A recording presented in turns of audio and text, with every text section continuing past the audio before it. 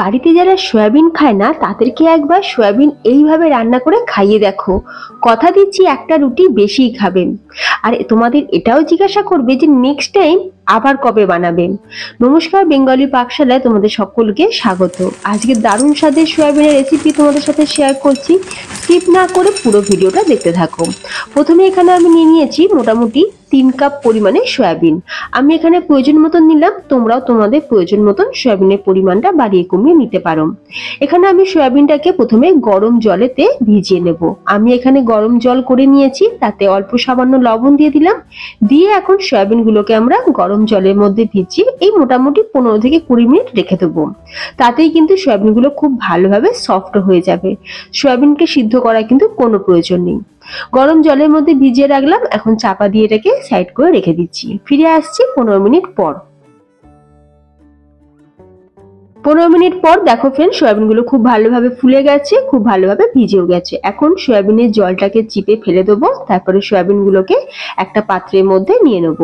সয়াবিনের জলটাকে ভালো করে চিপে নিতে হবে। এরপর সয়াবিনগুলোকে আমরা ভেজে নেব। গ্যাসের উপর একটা কড়াই বসিয়ে দিয়ে দিলাম সাদা তেল, ওই বড় চামচে 3 চামচ মতন।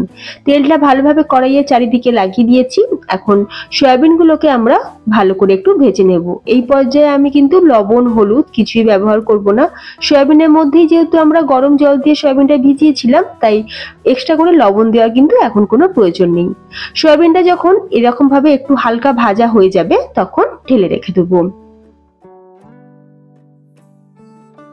সয়াবিনটা ভাজা হয়ে গেছে, তুলে রেখে দিলাম। তারপর ওই একই কড়াইতে দিয়ে দিচ্ছি 2 চামচ সাদা তেল। তেলটা গরম হয়ে যেতে এখানে আমি নিয়ে নিয়েছি 2টো পেঁয়াজ, একটু সরু করে কেটে নিয়েছি। প্রথমে আমরা পেঁয়াজটাকে একটু ফ্রাই করে নেব। পেঁয়াজ কিন্তু খুব বেশি লাল করে ভাজার কোনো প্রয়োজন নেই, কারণ পরে পেঁয়াজটা আবারও আমরা রান্না করব। সেই জন্য পেঁয়াজটাকে একটু ভাজা ভাজা করে নেওয়ার পর দিয়ে দেবো এখানে মোটামুটি 8-10 কোয়া রসুন আর 1 ইঞ্চি আদা। আদাটাকে আমি ছোট ছোট করে কেটে নিয়েছিলাম। এখন আদা পেঁয়াজ রসুন খুব ভালো করে একটু ভেজে নেব। খুব ভালো মতন ভাজা হয়ে গেছে, 3 থেকে 4 মিনিট আমি খুব ভালো করে এগুলোকে ভেজে নিয়েছি। এখন একটা প্লেটে তুলে রাখলাম।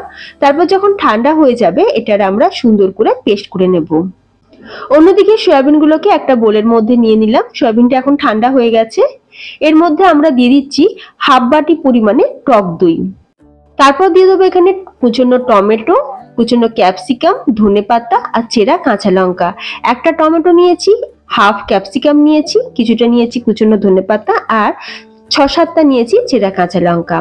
এরই সাথে দিয়ে দিলাম। তারপর দিয়ে দেবো এখানে কিছু গুঁড়ো মশলা, হলুদ গুঁড়ো হাফ চামচ, কাশ্মীরি লঙ্কার গুঁড়ো 1 চামচ, লাল লঙ্কার গুঁড়ো 1 চামচ, ধনের গুঁড়ো 1 চামচ।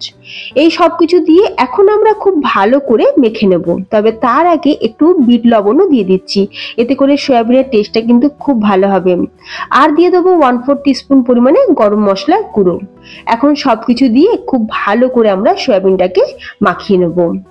সয়াবিন আমরা একবার এইভাবে রান্না করে দেখো ফ্রেন্ডস, খেতে কিন্তু দারুণ লাগবে। আমরা কিন্তু সয়াবিনের বিভিন্ন রকম আইটেম বানিয়ে থাকি, সয়াবিন রান্নাও করে থাকি, তবে এইভাবে একবার ম্যারিনেট করে সয়াবিনকে রান্না করে দেখো, টেস্ট দেখবে দ্বিগুণ লেভেলে বেড়ে যাবে। তো সয়াবিনটাকে খুব ভালো করে মাখানো হয়ে গেছে মশলাগুলো। এখন আমি এটাকে 10 মিনিট রেস্টে রাখবো। 10 মিনিট পর কড়াইতে দিয়ে দিলাম সর্ষের তেল। রান্নাটা আমি সর্ষের তেলেই করছি, তোমরা চাইলে কিন্তু সাদা তেল দিয়েও করতে পারো। তেলটা ভালোভাবে গরম করে নিয়ে দিয়ে দেবো এখানে সেই পেঁয়াজের পেস্ট, মানে পেঁয়াজ আদা রসুন যে পেস্ট বানিয়ে রেখেছিলাম সেটা প্রথমে দিয়ে খুব ভালো করে একটু কষিয়ে নেব।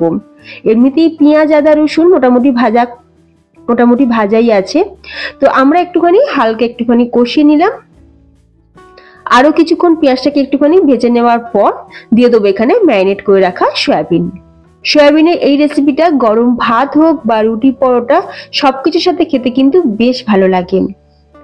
যার মধ্যে সয়াবিনটা ম্যারিনেট করেছিলাম সেটাতে অল্প সামান্য জল দিয়ে সেই জলটাকেও দিয়ে দিলাম।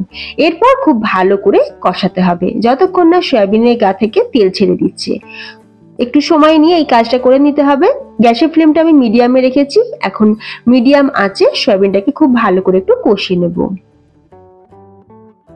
সয়াবিন খুব ভালোভাবে কষানো হয়ে গেছে, প্রতিটা মশলা সয়াবিনের গায়েতে খুব ভালোভাবে কোটিং হয়েছে। এরপর যেটা করব সেটা হচ্ছে দিয়ে দিয়েছি এখানে উষ্ণ গরম জল। অবশ্যই এখানে উষ্ণ গরম জল ব্যবহার করবে, তাহলে কুকিং প্রসেসটা কিন্তু থেমে যাবে না। উষ্ণ গরম জল দিয়ে দিলাম মোটামুটি 2 কাপ পরিমাণে। সাথে দিয়ে দিচ্ছি স্বাদ অনুযায়ী লবণ আর অল্প সামান্য একটু চিনি। যেহেতু টক দই দিয়েছি তাই চিনিটা দিলে টেস্টটা ব্যালেন্স হবে। এখন চাপা দিয়ে আমরা সয়াবিনটাকে কুক করে নেব। সয়াবিন রান্না কিন্তু আমাদের একদম শেষের দিকে। নামানোর আগে আমি অল্প সামান্য একটু ছড়িয়ে দিলাম ধনেপাতা আর দিয়ে দিচ্ছি স্প্রিং অনিয়ন। একবার ভালো করে মিক্স করে নিলাম। ব্যাস, দারুণ স্বাদের সয়াবিনের কারি কিন্তু আমাদের একদম রেডি। একঘেয়েমি সয়াবিন না বানিয়ে একবার এইভাবে বানিয়ে খেয়ে দেখো, খেতে কিন্তু দুর্দান্ত লাগবে।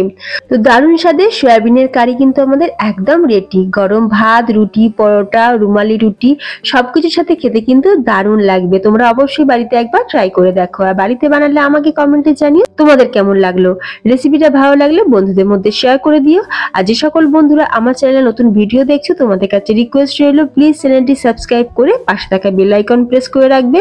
তাহলে আমি চ্যানেলে যখনই ভিডিও আপলোড করব নোটিফিকেশন সবার আগে তোমাদের কাছে পৌঁছে যাবে। আমার চ্যানেল থেকে তোমরা কি কি রেসিপি দেখতে চাও সেটাও আমাকে কমেন্টে জানাতে পারো। তাহলে ভিডিওটা এখানেই শেষ করলাম। ধন্যবাদ।